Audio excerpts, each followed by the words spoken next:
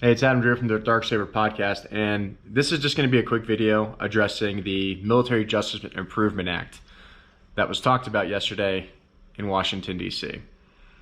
Now, I've been kind of behind the scenes involved in this for quite some time. After leaving the Academy in 2010, I immediately contacted senators and congresspeople, and I worked with Kirsten Gillibrand's office many years ago, back in 2013, when she started making these movements. And after all that, Senator Gillibrand, you still refused to help me. Congresswoman Jackie Speier, you also refused to help me. Senator Michael Bennett, Senator Cory Gardner, at the time, also refused to help me. Congressman Ken Buck also refused to help because they didn't want to get involved with the Air Force Academy. They didn't want to get involved with the politics and the money and the tax revenue. Yet this stuff is still going on. Our soldiers, sailors, airmen, Marines, Coast Guardsmen are still being sexually assaulted, harassed, murdered, retaliated against. When are you going to step up and do something about it? This is no longer a talking point. If you had just worked with me 7 to 8 years ago, maybe we could have stopped it then. But now only when it's convenient for you, when we had to wait for Specialist Vanessa Guillen to be bludgeoned to death and murdered, among countless others, thousands of other sexual assaults, hundreds of other rapes and harassment charges, dozens of other retaliation cases, not just mine anymore. Only now will we want to do something.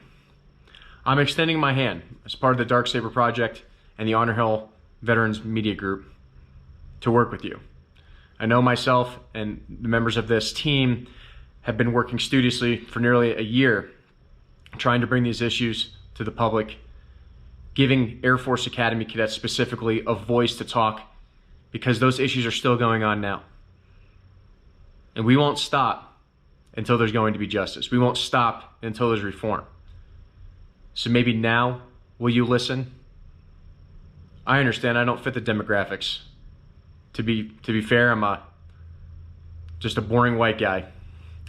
And I know that sounds terrible, but unfortunately, we're only paying attention to minorities and everything else when, to be fair, there's also a lot more other survivors out there who aren't minorities or transgender or anything like that.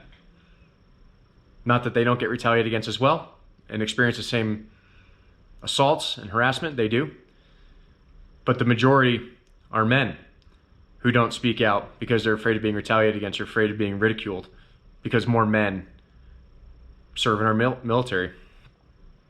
When are we going to stand up together and work on these issues?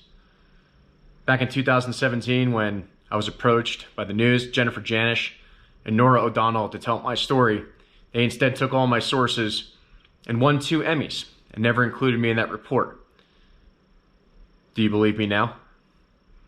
Senator Gillibrand, now that my case has gone public, now that this podcast has been published, now that I filed a lawsuit in federal court against the Academy for retaliation, for falsifying my medical records after I reported sexual assault, do you believe me now?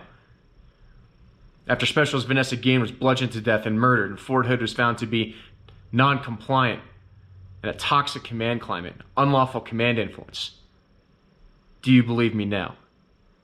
Why did it take that long?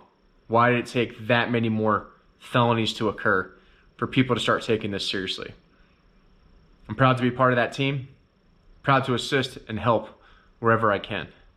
But enough is enough, and maybe now you'll believe me.